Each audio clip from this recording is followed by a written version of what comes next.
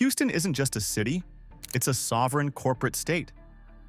When you picture Texas wealth, you imagine loud wildcatters striking oil. But true Houston power is completely silent. We are talking about ruthless, highly fortified dynasties that monopolize the American energy grid, control international shipping logistics, and own the physical infrastructure of the Deep South. Today, we count down the 12 richest families that own Houston. Number 12. The Gochman Family, the retail hunters. How the money was made. Arthur Gochman, a San Antonio lawyer, purchased a struggling military surplus store in Houston in 1970. His son, David Gochman, took that gritty, single-store concept and ruthlessly expanded it into Academy Sports and Outdoors. They recognized early on that the Texan identity is deeply intertwined with hunting, fishing, and outdoor survival. Rather than trying to be everything to everyone, they scaled the business into a multi-billion-dollar regional monopoly, perfectly tailoring their inventory to the exact demographic of the Gulf Coast. They understood the specific cultural nuances of the Southern consumer, stocking highly specialized gear that national chains simply ignored. How it was protected. The retail sector is a graveyard of bankrupt brands, destroyed by the rapid rise of e-commerce and the dominance of Amazon. The Gochman family protected their immense wealth by executing a perfectly timed, highly lucrative exit strategy. In 2011, right before the retail apocalypse fully decimated traditional brick-and-mortar stores, they orchestrated a massive buyout. The power move. They sold Academy Sports and Outdoors to the ruthless private equity titans at KKR, Kohlberg Kravis Roberts, for a staggering valuation of over $2 billion. They took an illiquid, highly vulnerable physical retail footprint and instantly transformed it into an untouchable mountain of liquid cash. What most people misunderstand, the public views Academy as just another place to buy baseball cleats and fishing rods. In reality, it was a highly localized cultural toll booth. The Gochmans effectively monetized the Southern outdoor lifestyle. They realized that true wealth doesn't require inventing a new technology. It simply requires giving an entire region exactly what they already want, scaling it aggressively, and selling the entire empire to Wall Street at the absolute peak of its valuation. Number 11. The Bishop Family, the Wildcatters Gambit. How the money was made. George Bishop is the absolute embodiment of the Texas oil myth, but operating with terrifying, modern efficiency. He founded Geo-Southern Energy in 1981 in a massive gamble on the physical dirt of South Texas. When the hydraulic fracturing boom revolutionized the global energy market, Bishop found himself sitting on some of the most lucrative, oil-drenched acreage in the Eagle Ford Shale. How it was protected. Bishop fiercely protected his empire by violently rejecting public markets. Geo-Southern Energy operated as a completely privately held fortress. By refusing to take on the massive, suffocating debt that destroyed his publicly traded competitors, Bishop retained absolute dictatorial control over his profit margins. He never had to answer to Wall Street analysts or satisfy quarterly earnings reports. He operated in the shadows, letting his competitors over-leverage themselves while he maintained pristine balance sheets. The power move. In 2013, Bishop executed one of the most devastatingly successful trades in the history of American energy. He sold his Eagle Ford Shale assets to Devon Energy for a mind-boggling $6 billion in pure cash. He didn't sell his entire company. He just sold the specific acreage at the absolute, euphoric peak of the fracking boom. He then took that liquid capital and immediately redirected it into acquiring a luxury golf resort and highly exclusive real estate. What most people misunderstand. The financial media romanticizes the oil explorer who dies with dirt on his boots. Bishop proves that the true billionaire wildcatter doesn't fall in love with the oil well. He treats the earth as a pure financial derivative. You buy the dirt when it's worthless, you prove the reserves, and you ruthlessly sell it to a massive conglomerate the exact moment the market goes manic. Number 10. The Crane Family, the logistics leviathan. How the money was made. Jim Crane did not inherit an oil field. He borrowed $10,000 from his sister in 1984 and founded Eagle Global Logistics. He realized that the rapidly expanding global economy required a brutally efficient, heavily integrated freight forwarding network. He built an international logistics empire, facilitating the invisible, physical movement of global trade. How it was protected. Crane protected his wealth through serial, aggressive corporate liquidations. He sold Eagle Global Logistics to the private equity firm Apollo Management in 2007, pocketing hundreds of millions of dollars. But he didn't retire. He immediately founded Crane Worldwide Logistics, literally repeating the exact same multi-billion-dollar process all over again. He proved his wealth was not a fluke. It was a replicable algorithm. The power move. In 2011, Crane took his massive logistical fortune and purchased the Houston Astros for $680 million. He applied the exact same ruthless, data-driven efficiency of the shipping industry to professional baseball. Under his absolute ownership, the Astros were completely dismantled, rebuilt from the minor leagues up, and transformed into a modern multi-championship dynasty. What most people misunderstand. The public views owning a Major League Baseball team as an emotional vanity project for bored billionaires. This is a massive underestimation. Jim Crane treats the Astros as a massive, highly leveraged real estate and media broadcast holding company. The players are simply the marketing department. The true product is the inelastic, multi-generational loyalty of the Houston fanbase, which guarantees billions in regional sports network contracts and commercial real estate development around the stadium. Number 9. The Arnold Family, the Quantum Cartel. How the money was made. John Arnold built his fortune in the absolute most chaotic, terrifying financial environment on Earth, the energy trading floor. Originally a star natural gas trader for Enron, Arnold famously generated $750 million in profit for the company in a single year.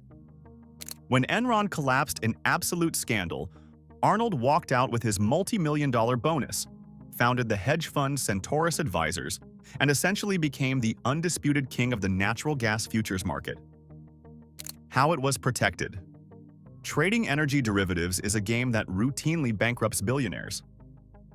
Arnold protected his staggering wealth by executing the rarest maneuver in high finance. He knew exactly when to quit. At the age of 38, sitting on a personal net worth exceeding $3 billion, he simply closed his fund and returned his clients' money. He permanently removed his capital from the volatility of the global markets. The power move. Arnold and his wife Laura established Arnold Ventures, completely transitioning their billions from market speculation into absolute geopolitical and social influence. They aggressively fund highly targeted, data-driven research aimed at fundamentally restructuring the American criminal justice system, prescription drug pricing, and higher education. What most people misunderstand. The general public views massive philanthropy as simple charity. The Arnold family proves that philanthropy at this scale is actually privatized legislation. They are not just writing checks to feed the homeless. They are deploying hundreds of millions of dollars to actively rewrite the legal, medical, and penal infrastructure of the United States. They traded financial power for sovereign civic control. Number 8. The Chow family, the chemical kings. How the money was made. The foundation of modern society is not built on software. It is built on plastic.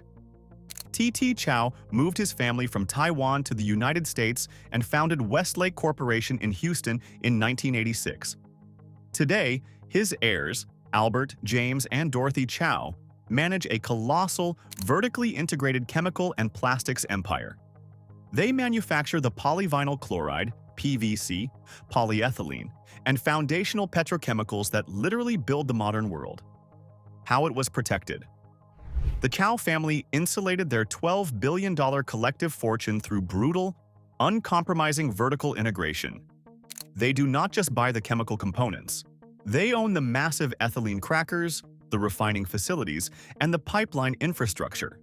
By controlling every single step of the supply chain from raw natural gas to finished industrial plastic, they completely insulate their profit margins from global supply shocks.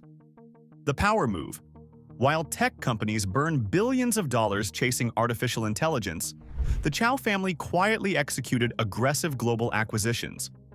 They acquired massive European epoxy businesses and building product manufacturers, cementing Westlake as an absolute, unavoidable monopoly in the international materials sector.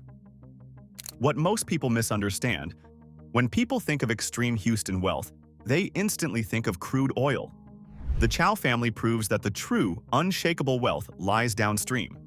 They take the cheap natural gas extracted by the wildcatters and transform it into the high-margin, highly specialized chemical building blocks that are absolutely legally required for global construction, medical packaging, and automotive manufacturing. They are the invisible architects of the physical economy. Number 7. The McNair family, the gridiron guardians. How the money was made. The late Bob McNair executed one of the most brilliant, perfectly timed financial maneuvers in the history of the Texas energy sector. He built Cogen Technologies into the largest privately owned power company in the world. In 1999, right before the entire energy market experienced a cataclysmic shift, he sold Cogen to Enron for $1.5 billion. How it was protected. McNair took that massive, incredibly vulnerable pile of liquid cash and permanently anchored it into the ultimate unbreakable American monopoly, the National Football League. He paid $700 million to bring the Houston Texans expansion franchise to the city. Today, his widow, Janice McNair, and the family control an asset definitively valued at over $6 billion. The power move. The McNair family essentially holds a permanent, highly fortified seat at the table of the most exclusive billionaire cartel on Earth. Because the NFL shares its astronomical, multi-billion-dollar television broadcast revenues equally among its owners, the Houston Texans are structurally guaranteed to generate massive annual profits regardless of their performance on the physical field. What most people misunderstand: the public views an NFL franchise as a sports team. The McNairs view it as a cultural toll booth. They successfully transitioned their wealth from the dirty, highly regulated, incredibly volatile energy sector into a pure, inelastic cultural asset. They don't just own a stadium, they own the Sunday rituals and civic identity of the fourth largest city in America. Number 6. The Friedkin family, the middleman monopoly. How the money was made.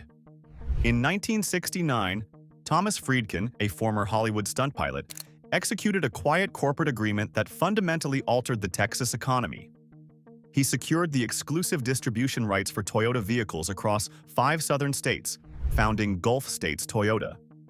Today, his son, Dan Friedkin, oversees an absolute logistical leviathan. Every single Toyota Tundra, Camry, and Lexus sold in Texas, Arkansas, Louisiana, Mississippi, and Oklahoma is physically processed through their private network. How it was protected. The Friedkin family is protected by some of the most archaic, heavily fortified franchise laws in the United States. It is virtually illegal for Toyota to bypass them and sell directly to the consumer in their territory. They established a legally mandated, impenetrable moat. They don't manufacture the cars, and they don't assemble the engines. They simply act as the undisputed logistical overlords, taking a non-negotiable cut of every single transaction. The power move. Dan Friedkin has taken the infinite cash flow generated by this regional monopoly and aggressively expanded his influence across the globe. He purchased the historic Italian soccer club AS Roma, acquired massive luxury hospitality networks, and founded a Hollywood production company that financed major cinematic blockbusters. He essentially treats the American automotive industry as his own personal ATM to fund a lifestyle of global aristocracy. What most people misunderstand: Texans pride themselves on driving rugged, reliable trucks, blissfully unaware of the true financial architecture behind the dealership. The Friedkins proved that the absolute smartest money in capitalism doesn't belong to the inventor or the manufacturer. It belongs to the middleman who successfully monopolizes the distribution highway. Number 5. The Kinder family, the pipeline pace-setters. How the money was made. Richard Kinder, a brilliant attorney and former president of Enron, recognized the fatal flaws in Enron's chaotic, high-risk trading culture long before the company imploded. He resigned, partnered with William Morgan, and bought Enron's boring, unglamorous liquid pipeline assets. From that initial acquisition, they built Kinder Morgan, an absolute midstream energy titan that controls roughly 79,000 miles of pipelines and 139 terminals across North America. How it was protected. Kinder fiercely protected his multi-billion-dollar empire through the aggressive utilization of the Master Limited Partnership (MLP) corporate structure. This brilliantly complex financial vehicle allows the company to entirely avoid paying corporate income taxes, passing the massive, incredibly consistent cash flows directly to the unit holders. The power move. Kinder Morgan is responsible for transporting roughly 40% of all the natural gas consumed in the United States. Richard Kinder, commanding a personal net worth of over $10.6 billion, essentially built the physical, subterranean cardiovascular system of the American energy grid. What most people misunderstand: the general public assumes that energy billionaires are deeply stressed by the wildly fluctuating global price of crude oil. Richard Kinder completely eliminated that risk. Kinder Morgan operates exactly like a toll road. Energy producers pay a fixed fee to transport their fuel through his pipes, regardless of whether the price of oil is skyrocketing to $100 a barrel or crashing to zero. He completely decoupled his dynastic wealth from commodity price risk, extracting billions in guaranteed infrastructural rent. Number 4. The Mitchell Family, the subterranean sovereigns. How the money was made. The late George Mitchell is universally recognized as the father of the modern American energy revolution. He spent over a decade and millions of dollars relentlessly experimenting with horizontal drilling and hydraulic fracturing in the Barnett Shale. He cracked the code, unlocking billions of barrels of previously inaccessible oil and natural gas, fundamentally altering the geopolitical balance of power across the globe. How it was protected. Mitchell did not simply rely on the volatile energy markets. He recognized that true, generational power requires permanent, physical real estate. Using his massive energy fortune, he acquired 27,000 acres of dense pine forest north of Houston and meticulously engineered the woodlands. This is not a simple subdivision. It is a sprawling, master-planned corporate and residential metropolis that serves as a highly exclusive, heavily guarded sanctuary for the global corporate elite. The power move. In 2001, Mitchell executed the ultimate corporate exit. He sold Mitchell Energy to Devon Energy for a staggering $3.5 billion. He successfully monetized the very technological revolution he initiated, capturing the absolute peak financial reward before the fracking market became saturated and hyper-competitive. What most people misunderstand: the historical narrative credits Mitchell primarily as an oilman. In reality, he was a sovereign urban planner. He realized that the true financial endgame was not merely extracting resources from the earth. It was using the capital generated by those resources to construct an entirely new, privatized city. The Mitchell family wealth is permanently anchored in the massive commercial and residential real estate appreciation of the metropolis he quite literally built from scratch. Number 3. The Fertitta family, the hospitality shark. How the money was made. Most Texas fortunes are hidden underground. Tillman Fertitta built his $11.3 billion empire on everything you can physically see. He took control of Landry's, transforming a regional seafood chain into an absolute hospitality juggernaut. He owns over 600 restaurants, the towering Golden Nugget casinos, luxury hotels, and amusement parks. He aggressively monetized the discretionary spending of the American middle class. How it was protected. Fertitta protected his empire by executing the ultimate financial disappearing act. He took Landry's completely private, removing it entirely from the public stock market. By operating without a board of directors or Wall Street shareholders, he eliminated all regulatory oversight. He operates his multi-billion-dollar empire as a total, uncompromising dictatorship, granting him the terrifying speed and agility to strike during economic crises. The power move. During the catastrophic 2020 economic crash, when the entire global hospitality industry was imploding and facing mass bankruptcies, Fertitta did not panic.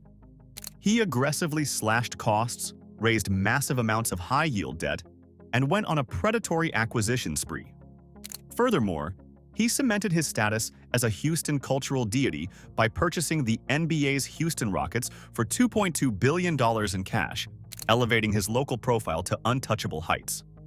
What most people misunderstand, the public views Fertitta simply as a restaurateur or a casino boss. That is a massive illusion. Fertitta is actually one of the most sophisticated real estate and distressed asset aggregators in America.